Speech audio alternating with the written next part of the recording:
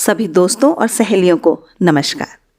आज है रविवार और आज का दिन होता है फुर्सत का दिन। तो देखिए, मैं फिर से आ गई हूँ आप लोगों के साथ कुछ गपशप करने के लिए। चलिए फिर शुरुआत करते हैं आज की बातचीत की। 7 साल की रावी अपने माता पिता और नानी के साथ गांव जा रही है। बस में खिड़की के पास अपने पिता की गोद में बैठी रावी एकदम खुश है। खिड़की के बाहर कितनी सारी चीजें दिख रही हैं उसे। चावल के खेत, मकान, पहाड़ियां और गाड़ियां भी। खिड़की से अंदर आता हुआ ठंडी हवा का झोंका। थोड़ी देर बाद वो सो जाती है। अब जब उसकी नींद खुली है तो उसे गांव पहुंचने की बहुत जल्दी है। इसीलिए वो अपने बाबा से कहती है, बाबा हम कब पहुंचेंगे नंदू चाचा के गांव में? उसके बाबा कहते हैं, अभी काफी समय है, तुम सो जाओ। लेकिन रावी कहती है, मुझे नहीं सोना है, और माँ उसे केला खाने को देती है। लेकिन थोड़ी देर के बाद रावी वही सवाल दोहराती है, बाबा हम कब पहुंचेंगे? रावी के लगातार प्रश्नों को सुनकर उसके बाबा उससे कहते हैं, तुम शांत रहो, अब हम जल्दी पहुंचेंगे। लेकिन अब तो रावी का एक जगह पर बैठना बहुत ही मुश्किल हो जाता है। कुछ देर पिता की गोद में तो कुछ देर के बाद माँ के पास वो यहाँ वहाँ करती रहती है। उसके लगातार यहाँ वहाँ करने के कारण आगे की सीट पर बैठी महिला के बाल भी कई बार खिंच जा रहे थे। वो गुस्से से रावी को देखती है और उसकी माँ से कहती है, संभालो अपनी बच्ची को। ये सुनकर अब तो पिता को भी रावी पर गुस्सा आता है और कहते हैं, अपना हाथ नीचे रखो, अगर एक जगह नहीं बैठोगी तो कंडक्टर चाचा से तुम्हारी शिकायत कर दूंगा, वे तुम्हें नीचे उतार देंगे। अब एकदम शांत बैठना। रावी अब एकदम चुपचाप बैठ जाती है। शायद उसे कंडक्टर चाचा से डर लग रहा था कि कहीं वो उसे बस से नीचे ना उतार दें, या फिर उसे बस का सफर अब अच्छा नहीं लग रहा था। इसमें रावी के पिता की क्या गलती है? वैसे तो किसी की भी गलती नहीं है। इस उम्र में बच्चे बहुत समय तक एक जगह पर नहीं बैठ सकते हैं।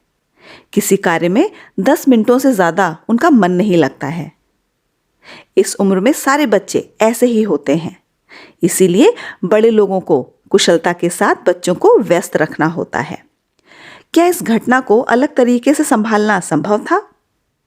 जब रावी यहाँ वहाँ करने लगी तब क्या उसके माता पिता के लिए बैठे बैठे ही रावी के साथ कुछ करके उसे व्यस्त रखना संभव था? आइए देखते हैं कि किस तरह यह संभव था। मुझे बताओ, तुम्हें खिड़की से क्या क्या दिख रहा है? मैं जानना चाहता हूं, क्या मजेदार और अच्छा अच्छा तुम देख रही हो? या फिर इस तरह से बस में यात्रा कर रहे लोगों पर बातचीत हो सकती है। बस में कौन कौन बैठा है, उन्होंने क्या क्या पहना है, वे कहां कहां जा रहे होंगे, वे किस लिए जा रहे होंगे। इसके अलावा ये प्रश्न भी पूछे जा सकते हैं, जैसे नंदू चाचा के पास जाकर तुम क्या क्या करने वाली हो? हम इसके पहले वहां गए थे, तब तुम बहुत छोटी थी, तब चाचा ने। इस तरह से हम बच्चे से आगे की बात को बढ़ा सकते हैं। एक कार्य के होने के बाद आप बच्चे से कह सकते हैं, थोड़ी देर के लिए खिड़की से बाहर देखो, बाद में हम फिर से खेलेंगे। इस तरह से बच्चे का बस यात्रा का अनुभव मजेदार और सुखद होगा। अगर रावी के माता पिता ने आंगनवाड़ी दीदी द्वारा भेजा हुआ वीडियो दिखाकर अलग अलग कार्य रावी के साथ किए होते तो उन्होंने सफर में भी कुछ अलग किया होता। इन कार्यों से रावी को भी कुछ सीखने को मिलता। आप लोग हमारे भेजे हुए वीडियोस देख रहे हैं ना? इनमें ऐसे कार्यों के सुझाव दिए गए हैं जो आसान हैं और घर की चीजें इस्तेमाल करके किए जा सकते हैं। इन कार्यों को करने के लिए हर दिन आप अपने खाली समय में या फिर बच्चों को नहलाते हुए या फिर खाने और सोने के कुछ समय पहले करने के लिए दे सकते हैं। ये वीडियो घर के सभी बुजुर्ग सदस्यों को जरूर दिखाएं। परिवार का हर सदस्य बच्चे के लिए हर दिन थोड़ा समय दे सकता है, लेकिन इस बात का ध्यान रखें कि मोबाइल पर बात करते करते या किसी और से बातें करते करते बच्चे पर ध्यान ना दें, बल्कि इस समय में आपका पूरा ध्यान बच्चे पर होना जरूरी है, जिससे कई अच्छे और विकास के लिए उपयुक्त अनुभव बच्चे को मिल सकेंगे। नानी गाना गाती हैं, पिता रात को कहानी सुनाते हैं, माँ साथ में खेलती हैं।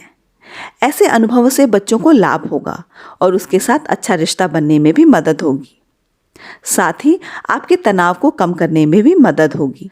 बच्चे की बढ़ती समझ, भाषा का प्रयोग, उसके आत्मविश्वास को देखने से आप भी उत्साहित हो जाएंगे। ऐसा करने से रावी के साथ जो भी हुआ वो आपके बच्चे के साथ नहीं होगा, क्योंकि जब भी बच्चा थककर पूछेगा कि हम कब पहुंचेंगे, आप समझ जाएंगे कि बच्चे को व्यस्त करने के लिए मुझे कुछ करना चाहिए। उस समय की परिस्थिति के अनुसार आप क्या कुछ कर सकते हैं ये भी आपको समझ में आएगा। ऐसे तो आंगनवाड़ी दीदी कक्षा में बच्चों को अलग अलग अनुभव देती ही हैं, लेकिन दिन के बाकी 21 घंटे बच्चे आपके साथ घर पर होते हैं। इस समय में अगर आप बच्चे के साथ मिलकर अलग अलग कार्य करेंगे तो इससे पहली कक्षा में जाने की बच्चे की तैयारी में मदद मिलेगी।